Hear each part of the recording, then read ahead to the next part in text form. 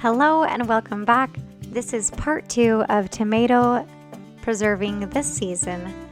If you haven't caught part 1 after this video, go ahead and watch that one, sharing some delicious recipes over there as well. Today we are really focusing in on preserving these cherry tomatoes. I believe that everything we do in the home has a purpose and has restorative power. So I'm here restoring home, family, and spirit, and I'm really glad you're here. I am an enthusiast for trying new things and trying new methods. I love experimenting, and so today I wanted to share with you guys a couple of ways that I put these cherry tomatoes to use, and maybe share with you a couple new methods of preserving tomatoes that you haven't used before.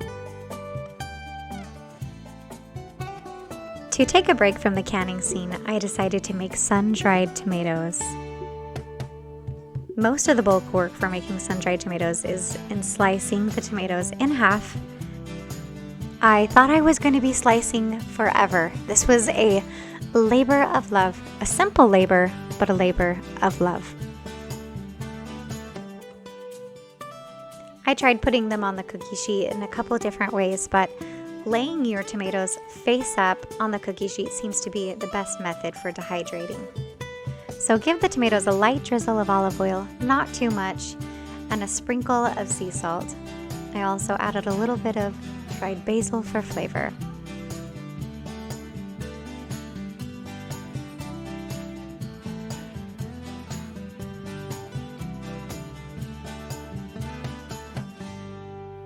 You can use your food dehydrator, but if you don't have one, you can also use your oven.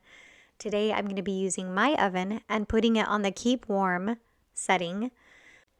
You're going to want to set your dehydrator or oven to about 145 degrees Fahrenheit for 8 to 10 hours, but I would just really keep an eye on them the last couple hours and pull them out when they look like they're ready.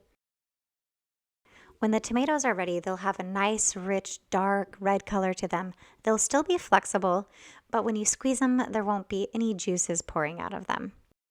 Depending on the size, not all of your tomatoes may turn out to be done all at the same time. You'll definitely be able to tell when they're not done. You can store them in an airtight container and put them in the back of your fridge.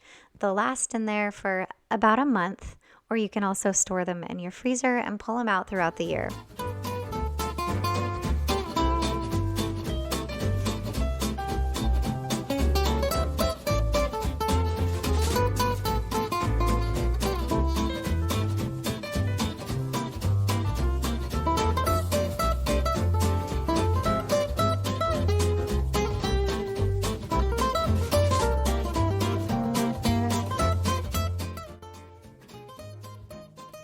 With these extraordinarily sweet yellow cherry tomatoes, I'm going to make a golden tomato chutney.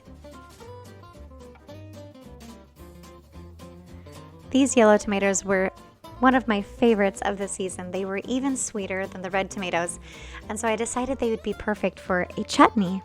Chutneys are Indian, and they usually are sweet and sour and full of spices. Today's chutney is going to embody all of the flavors of fall with cinnamon and allspice and ginger.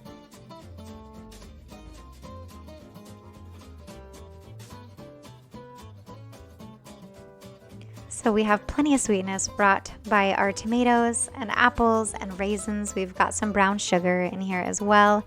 Some of the spices that I'm adding today are mustard seeds and ginger, cinnamon and allspice, and some black pepper as well. Apple cider vinegar is what's going to give it that tangy, sweet and sour flavor. And to process the chutney, you can just put it in your hot water canner.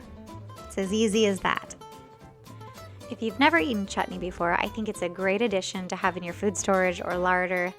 It's just that special something, that special sauce that you can add to rich meals like turkey, beef, pork, that just elevates the meal.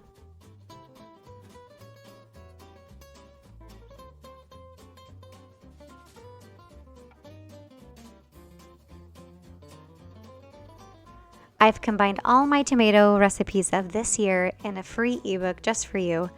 I'll put the link down below. I've also added 2 bonus recipes in that ebook, and you can see what it is that I've made here. Canning wasn't just for your grandma. Preserving your food is taking advantage of the bounties of the harvest and preserving those blessings so you can enjoy them all throughout the year, and especially in times of need. So happy harvest season to you all. Make sure to grab your free ebook, and I'll catch you next time. Love you lots.